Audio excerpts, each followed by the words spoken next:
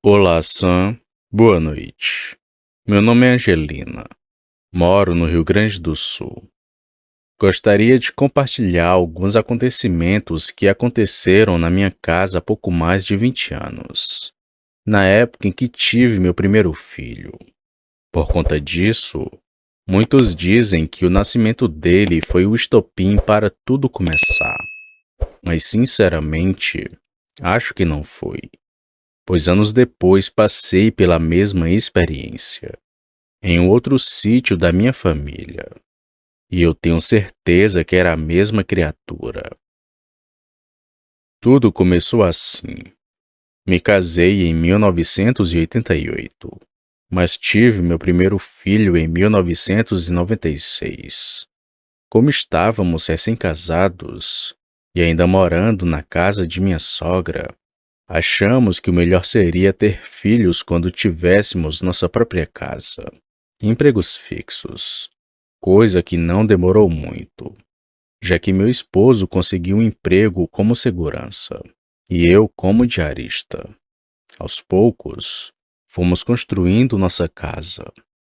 O terreno foi bem barato, já que a cidade ainda era muito pequena, e o lugar onde construímos era tipo uma vila. Hoje a área está muito maior, cheia de gente. Mas naquela época tínhamos uns 12 a 15 vizinhos. Não me lembro ao certo. Logo depois que terminamos a casa, nos mudamos para lá. Eu já estava com um barrigão de 7 meses. E foi aí que as coisas estranhas começaram a acontecer. Certa noite, acordei com uma azia muito forte. Eu fui à cozinha tomar água com bicarbonato. Enquanto estava lá, ouvi um barulho estranho no meu quintal. Parecia que algo estava caminhando por ali. Dava para ouvir as pisadas na terra. Assustada, chamei meu esposo para ver o que estava acontecendo, já que naquela noite ele estava em casa. Seu trabalho era em dias alternados. Bom, ele abriu a porta da cozinha, apontou a lanterna para o quintal, mas não vimos nada. Achou que fosse coisa da minha cabeça, que talvez eu estivesse com muito sono. Apesar de ter certeza de que ouvi os passos, preferi esquecer. Bebi minha água e voltei a dormir. Passando mais alguns dias, em uma outra noite, meu esposo estava no trabalho e fiquei sozinha em casa. E mais uma vez, ouvi os mesmos passos lá fora. Foi muito assustador. Pensei que alguém pudesse invadir a casa a qualquer momento, já que os passos duraram um bom tempo. Com o passar dos dias, percebi que aquela coisa sempre aparecia entre as 3 e as 4 da manhã. Nunca antes e nem depois disso. Como já estava acontecendo frequentemente, pedi para minha sogra vir dormir comigo nos dias em que meu esposo estivesse fora trabalhando. E assim como eu, ela também ouviu aqueles barulhos. E as coisas só foram piorando. Eu já estava perto de dar à luz, quando numa noite acordei apavorada com um grito da minha sogra. Se fosse para perder meu filho, seria naquele momento, pois só com o grito dela eu fiquei toda trêmula. Fiquei ainda mais assustada depois de saber o motivo daquele grito. Levantei-me e fui ver o que tinha acontecido. Encontrei minha sogra sentada na cadeira da sala, ainda muito assustada. Assim que me viu, ela disse que havia algo em cima da casa. Perguntei se era algum ladrão, mas ela respondeu que era um ser peludo, que estava tentando abrir o cadeado que dava acesso à caixa d'água, que ficava justamente na entrada de ar da sala. Enquanto conversávamos, ouvimos o barulho de algo mexendo no cadeado. Assustadas, corremos para o quarto e ficamos lá até o amanhecer.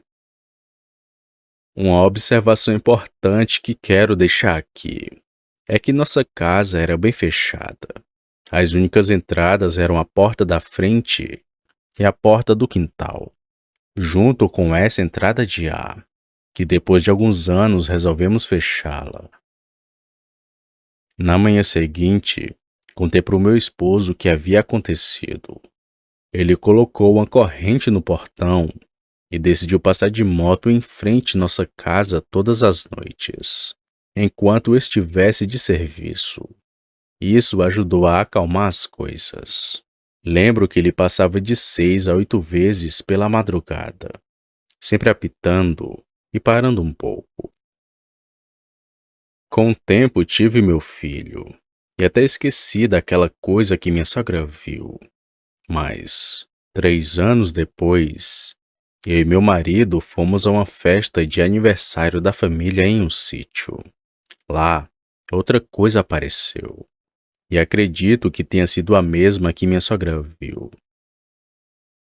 Esse sítio ficava a uns 8 quilômetros de distância da nossa casa, e passamos o dia comemorando e conversando. Quando a noite chegou, todos foram embora, menos eu e meu marido, pois ele havia combinado de ir pescar com seu tio na manhã seguinte. Eu não sei o porquê, mas os dois saíram ainda de madrugada. Acho que nem eram as 4 da manhã. Acordei com a movimentação deles e não consegui voltar a dormir. Quando saíram para pescar, fiquei acordada. Na casa, só estávamos eu, meu filho e a esposa do tio do meu marido, que dormia em outro quarto. Foi pouco tempo depois que eles saíram que tudo aconteceu. Primeiro, ouvi os mesmos passos que escutava na minha casa. Eu sentia que aquilo havia parado do lado da casa e ficado ali, andando de um lado para o outro. Depois ouvi algo se sacudindo que nem um cachorro, mas o barulho era mais alto e estranho. Aquilo rodeou a casa, mas logo foi embora. Acho que porque já estava amanhecendo. Logo pela manhã, perguntei à esposa do tio do meu marido se havia cachorros por ali, e ela disse que não, nem animais grandes, já que o local era muito perto da cidade.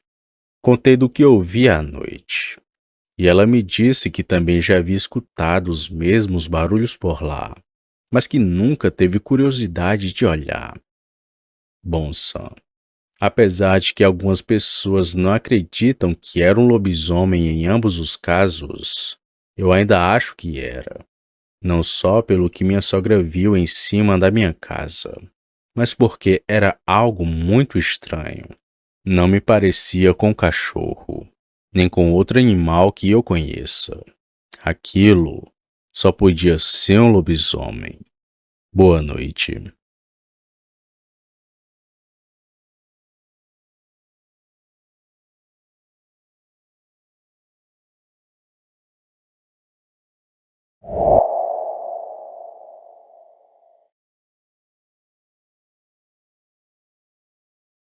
Acho que essa é uma de muitas histórias esquecidas pelo tempo. Imagine quantos causos, assombros que já tenham ocorrido por aí e que nunca foram relatados. Acho louvável seu trabalho, Sam, que busca narrar e mostrar os fatos, sejam esses recentes ou que tenham acontecido há mais de 50 anos. Essas histórias que venho trazer aqui têm mais de 70 anos. São vários relatos de conhecidos e desconhecidos, que aqui tentarei eternizá-las no tempo. Mas antes de contar esse caso, eu quero me apresentar. Quero que me chamem de Duarte, o meu sobrenome. Sou um policial militar aqui do Ceará. Quero deixar o nome da minha cidade no anonimato. Porém, sei que os mais antigos irão saber de qual região eu sou, pois darei detalhes nesse relato. Mas o caso que irei contar aconteceu por todo o Ceará, desde a Juazeiro do Norte até Fortaleza. Muitas são as histórias dessa criatura, e tive o prazer de ouvi-las dos mais antigos. Meus avós foram os primeiros a relatar seus causos e assombros, e eu acredito e reafirmo que essas coisas são reais, pois quando ouvi falar de lobisomem não foi assistindo filmes. Foram meus parentes que me contaram, não como lobisomem, mas como gente que virava bicho. Eu venho de uma família muito humilde aqui do Ceará. Segundo a minha mãe, somos naturais do sertão de Juazeiro, mas foram anos vivendo como nômades, sempre mudando de lugar e de estadia. Onde a minha família passava, a gente morava, mas passamos boa parte da vida residindo entre a cidade de Juazeiro e Missão Velha. Meus pais, quando tiveram seus filhos, resolveram parar onde morava boa parte da família, que fica entre os dois municípios. E foi lá na casa da minha avó que eu vi os primeiros casos de lobisomem. E foi quando presenciei um lobisomem pela primeira vez. Eu já devia ter em torno dos meus 9 anos. Muito novo, já ajudava o meu avô com a lida diária no seu roçado. Não ia para ajudar de fato. Ia porque gostava de acordar cedo e ficar naquele meio de mato brincando. Meu avô e meu pai era quem fazia todo o trabalho braçal. Mas depois, quando mais velho, comecei a ajudar. A gente sempre acordava antes das 4 horas, para sair de casa às 4 em ponto. Meu avô estralava uns ovos e colocava com farinha, a nossa merenda, e sempre passava pela casa do meu pai para a gente ir ao roçado. O caminho que a gente percorria era sempre o mesmo. Passava entre algumas propriedades, onde tinha apenas uma estradinha de chão, mas que em algumas partes eram cheias de mato. Também tinha que passar por 2 mata-burro. Depois que a gente chegava na vazante, era só subir que já chegava onde era o roçado do meu avô. Porém, foram muitas as experiências que tivemos andando por ali. Certa vez, já começando o amanhecer, um certo homem cruzou o nosso caminho na estrada. Esse homem estava vestido com roupas casuais e era bem comunicativo. O homem passou pela gente e deu um bom dia. Mas meu pai, e muito menos o meu avô, responderam aquele bom dia. Ainda disse que o homem tinha falado com eles, mas quando me virei para apontar onde aquele homem estava, não tinha ninguém ali. Aquele sujeito simplesmente sumiu. E meu avô explicou que aquilo era uma visagem que tinha naquela estrada, e que eu nunca respondesse às palavras de um espírito, pois esse poderia me seguir. Aquilo, obviamente, me deixou muito assustado, mas nem chegava aos pés do dia que cruzamos o caminho de um lobisomem. Em uma outra vez, ainda de madrugada, passamos por uma coisa ainda mais cabulosa. Estava na garupa da bicicleta do meu pai, e meu avô estava do nosso lado conversando, mas em dado ponto do caminho, ouvimos um urro alto e bem estranho, que vinha logo do nosso lado. Meu pai e meu avô pararam na mesma hora, e os dois puxaram da cintura um rabo de galo. Lembro que meu avô pegou o facão e pôs na testa. Andou por alguns metros, depois falou assim para o meu pai. É aquele boi das terras do Severino. Ele fica assim toda vez que vê gente desconhecida. Mas nem ele, e nem meu pai, soltaram seus rabos de galo. E a coisa só no mato acompanhando a gente lado a lado. De vez em quando soltando meio que urros, só que mais baixo. Eu não tive medo, pois pensei que era um boi, e a coisa acompanhou a gente até o pé da cerca, que foi quando começou a amanhecer. Então o bicho correu e se embrenhou nas terras do Severino. Só então que meu pai e meu avô guardaram seus facões. Eu, como era criança, até esqueci daquele fato, apesar de ainda pensar ser um boi. Mas quando a gente voltou para casa ao meio-dia, notei a apreensão dos adultos, falando que ele tinha voltado. Minha avó era mais assustada, e ela tinha motivos para isso. Meus pais também estavam apreensivos, mas nada ocorreu, nem de dia, e muito menos de noite. Mas tempos depois veio um homem chamado Aristides, um andarilho maltrapilho que estava sempre andando por aquelas bandas. Às vezes sumia por meses, mas estava sempre por perto. E foi então que eu vi o primeiro dos muitos causos de um lobisomem. Esse Aristides só pode ser muito doido. Família rica, homem estudado, devia estar na capital trabalhando e ganhando só o dinheiro no mole. Deve ter ficado doido depois de tanto estudar. Esse daí é só Deus na causa, mas cada um com seu cada qual. Disse meu avô quando o homem veio na sua casa para pedir comida. O Aristides era bem moreno como eu, mas tinha os olhos engateados e bem azulados. Dizia a minha família que ele era muito rico, tinha até faculdade e era casado, coisa que não era bem comum para aquele tempo, pois, como disse, venho de uma época muito humilde. Geladeira, televisão e até água encanada eram luxos que não podíamos ter, muito menos energia elétrica. Mas Aristides tinha tudo isso e ainda assim desandou no mundo e ficou vivendo que nem mendigo. Mas tinha um porquê para ele fazer isso. Dizia meus parentes que era ele quem que virava bicho ali na região. Corria pelas encruzilhadas soltando urros e devorando os animais. Esse bicho que todo mundo dizia que ele virava não atacava ninguém. Só assombrava quem cruzava o seu caminho, mas mesmo assim nenhuma pessoa confiava. Uma vez minha tia me contou que já era assim muito tarde. Estava com calor porque o tempo estava abafado, e no meio da noite começou a cair uma forte chuva. Ela correu para tirar as roupas do varal, mas assim que abriu a porta da cozinha, ela viu um bicho de 4 e parado bem na sua porta, como se estivesse fugindo da chuva. A coisa olhou para ela e então correu. Ela só deu um grito e trancou a porta, pois aquilo não era o Sansão, seu cachorro, pois parecia a mistura de gente com um porco. E claro, pouco depois o Aristides apareceu naquela região, levando as pessoas a suspeitarem ainda mais daquele homem. Outra vez foi a minha avó. Tinha ido tirar o terço na missa e vinha para casa com sua sogra. E isso ela ainda era muito nova. Minha avó disse que no meio da estrada elas viram aquelas 2 bilas avermelhadas e um fedor de doer o nariz. O bichão urrou e passou entre as 2 correndo e ainda puxou ela pela mão, quebrando seu terço de Santo Expedito que a mesma carregava. Ela e sua sogra partiram no rumo da casa do meu avô. E o bicho ainda veio correndo atrás delas. Mas elas já estavam em casa seguras. Só viram o bichão preto correndo e levantando poeira na estrada. Meu pai também viu a mesma criatura. Ele contava que era uma noite de lua cheia, quando vinha retornando da casa do seu compadre, depois de jogar baralho. Nessa noite ele havia tomado umas, mas dizia que estava sóbrio e bem da cabeça. Meu pai disse que avistou um cachorrão no pé da cerca olhando para ele. O cão era todo preto e muito peludo. Parecia até vestido com a pele de animal. Mas a coisa desandou de vez quando ele chegou mais perto do bicho e ele ficou em pé e urrou que nem um porco para ele. O meu pai nem quis ficar ali para ver o que o bicho iria fazer. Apenas pegou a sua sacola de coisas e correu para sua casa.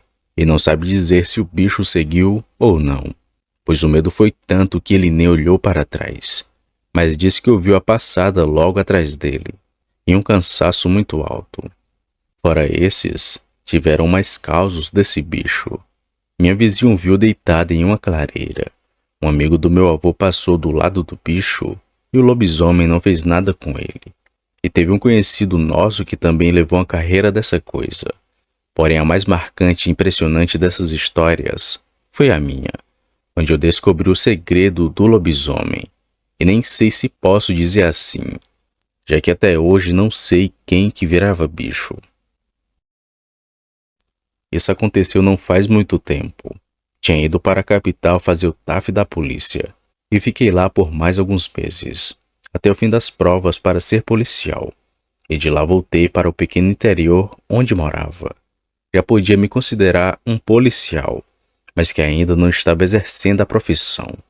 Cheguei em casa e foi aquela comemoração. A gente comemorou bastante e conversou também.